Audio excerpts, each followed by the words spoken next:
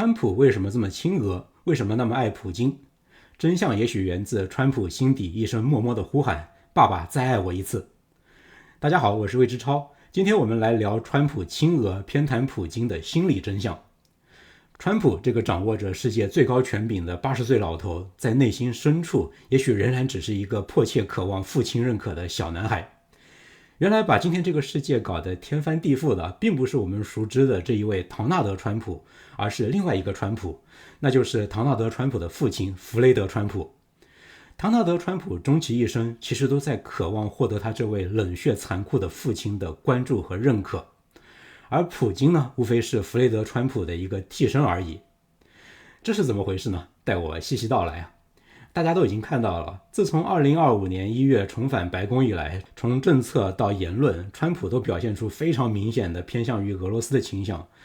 比如说在俄乌战争里立场大转变，提出亲俄的和平方案，反而是逼迫乌克兰做出更多的让步。相比于经常去横怼乌克兰和西方盟友，川普对于俄罗斯总统普京一直是客客气气、赞誉有加的。我们几乎听不到川普对于普京有任何直接的批评，反而是极尽维护之能事。比如说前不久有一个记者追问川普，说俄罗斯在俄乌停战谈判里到底做了哪些让步啊？川普支支吾吾了一会儿说，普京没有占领乌克兰全境啊，这是多大的让步啊？维护到这个份上，估计普京自己听了都要脸红了。其实川普历来就对普京青睐有加，早在他第一任期的时候就有各种维护普京的言辞。英国卫报就曾经说过，川普是普京的长期崇拜者，其实他无论在台上台下对普京的好感都是始终如一的。那这到底是为了什么呢？难道真的像一些阴谋论说的那样，他有什么把柄落在普京手里吗？但也许呢，根本就没有那么多的阴谋论，一切其实都可以从川普的深层心理动机里找到解释。这个深层的心理动机说的玄乎一点叫做父权投射，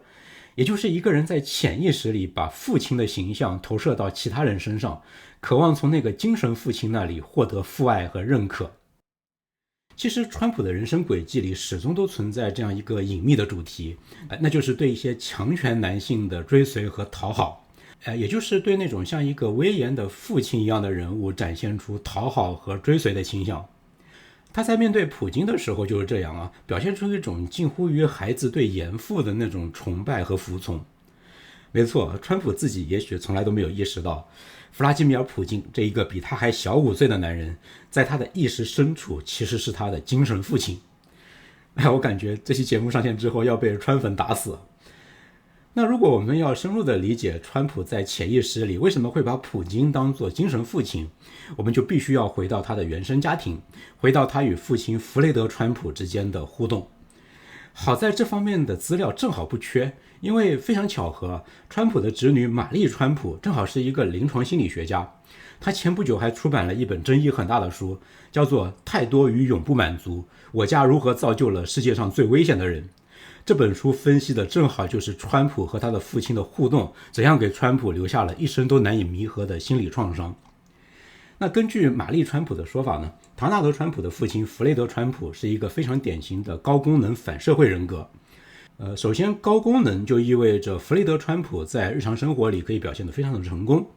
而反社会呢，就意味着他是缺乏基本的同情心和道德良知的。弗雷德川普对孩子们是非常的严厉又非常的冷漠，他喜欢用非常极端的方式来锻造子女的性格。据说弗雷德川普完全不会给孩子们正常的父爱和关怀，而是会像黑手党老大培训下属一样训练他们。因为弗雷德川普信奉弱肉强食的丛林法则，对于软弱是毫不容忍的。根据玛丽川普的回忆弗雷德会对孩子们提出非常严苛的要求，希望他们争强好胜，而且他还很善于挑动孩子们之间的竞争，会通过让子女彼此对立来确保他们时刻为了获得父亲的青睐而相互竞争。那些不懂得在家庭里竞争的孩子是很被弗雷德川普鄙视的。比如说唐纳德川普的哥哥弗雷德二世性格就非常的温和，不擅长争斗，结果在父亲眼里就被视为一个弱者。弗雷德老爹对这个小弗雷德经常是各种冷嘲热讽，甚至会有意在兄弟之间制造隔阂。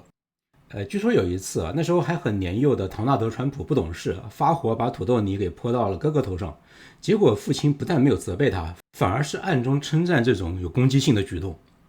在这样的一种家庭环境之下，唐纳德·川普从小就明白，要想获得父亲的注意和肯定，就必须表现得比兄弟姐妹都要更加强硬、更加无情，绝对不能示弱。在川普小时候他的母亲经常生病，没有办法陪在孩子们身边，父亲又像刚才说的这样，没有办法给予他们安全感和关怀，这就导致年幼的唐纳德·川普在情感上是极度匮乏的。于是呢，为了填补他内心的这个空洞，尽可能获得父亲的认可，唐纳德·川普就被迫压抑了一些所谓软弱的情感，比如说同情啊、脆弱呀、恐惧啊等等，这些在父亲那里都是不可接受的嘛。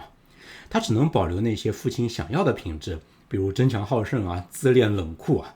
因为这些行为在父亲眼中代表了强者能为唐纳德·川普赢得父亲的一丝认可。最后可怜的弗雷德二世，也就是唐纳德·川普的哥哥，不幸成了兄弟竞争里的失败者。他在父亲的打击下自尊尽失，酗酒成性最后英年早逝。而唐纳德·川普虽然在兄弟竞争里胜出了，如愿以偿地得到了父亲更多的关注，但早年的这些创伤却没有因此愈合。相反这些心理创伤潜伏了下来，成为唐纳德·川普后来很多行为的心理源头。玛丽·川普说，这样一种在非常严酷、非常缺乏关爱的环境里长大的经历，就塑造了川普对于认可的持续的渴求和极其脆弱的自尊。可以说，川普终其一生，哪怕是后来身居高位，他的潜意识里可能都是在重复童年的模式，那就是一方面是极力模仿他眼中的父亲那样的强者形象，把自己打扮成一个强者；另外一方面呢，他又拼命渴望得到像他父亲那样的强者的认可，害怕被视为软弱。所以我开头的那一句玩笑话，爸爸再爱我一次，也许正是唐纳德·川普内心深处一种持续了一生的隐秘的呐喊。而这条隐秘的心理主线就能为我们理解川普为什么这么亲近普京。也许就是我刚才说的，川普很可能在潜意识里是把普京这样跟他父亲弗雷德·川普形象高度重叠的强人当做了精神父亲来对待，尽管他自己可能从来都没有意识到这一点。那么具体来看，川普对于普京的这种父权投射是怎么样体现在他对普京的态度上的呢？我们可以从川普3个最典型的性格表现来切入。那川普第一个最典型的性格表现就是他极度崇尚强硬，极度厌恶软弱。川普一直都表现出对强硬的那种近乎痴迷的崇拜他喜欢把自己塑造成一个强人，他的口头禅是赢，他总是给自己和对手贴上赢家输家这种二元对立、强弱对抗的标签。他在公开场合也从不认错，他要求自己强硬，也非常崇拜其他强者的强硬。而普京身上展现出的那种果决、冷酷和对规则的漠视，不就恰恰是他父亲弗雷德从小就灌输给他的那种强者的品质吗？川普喜欢的大概从来都不是俄罗斯这个国家，而一直都是普京所代表的这种强人符号。他潜意识里对于普京的那种偏爱，就像是一个小男孩崇拜漫画里的超级英雄。这种潜意识的崇拜就让他对普京格外的宽容，哪怕是普京的行为明显的损害了美国或者其他盟友的利益，川普也是倾向于为他辩护，为他淡化处理的。因为在他内心深处，强者的行为本身就是具有某种合理性的，就像小时候父亲无论做什么都是对的一样。同时呢，与川普这样的强人并肩，也许也能够让川普感觉到自己是加入了一个强者俱乐部，这就很大程度上满足了他内心那个渴望被父亲认可的小男孩的需求，也就是看爸爸，我也是像你一样的强者了。那么强硬的另外一面呢，是对软弱的极度鄙视，这是一体两面的。我们经常看到川普用软弱、用失败者来攻击对手，而这几乎是他能够想到的最严厉的指控。反过来呢，他自己也非常害怕被贴上软弱的标签。这种对于软弱的病态的恐惧，很可能也是源自于他害怕被父亲看不起的童年阴影。毕竟他的哥哥弗雷德二世就是因为不够强硬而被父亲无情打压的。川普动不动就嘲讽其他人软弱，很可能也是把自己内心深处对于自己不够强硬的那种恐惧和厌恶投射到了别人身上。但是这里边我觉得有一点很耐人寻味那就是不能够示弱这样的一个原则，只有对一个对象是例外的，那就是那一个被当作他父亲的强者本身。你看啊，在普京面前，川普有时候反而会流露出一种异乎寻常的温顺。这种心态啊，就非常像是一个黑社会老大的孩子，他既想模仿严父的强硬，在其他所有人面前要逞强，但只要一回家，在这个黑社会老大的父亲面前就绝对不敢造次，要恨就只敢在外面恨。那我们接着再来看川普的第二种典型的行为表现，那就是强烈的自恋倾向。他对于认可和奉承有无尽的渴求。川普极度渴望自己是舞台中央唯一的焦点，周围的人都要对他歌功颂德，并且要对他绝对忠诚。这些都是非常典型的自恋人格的表现。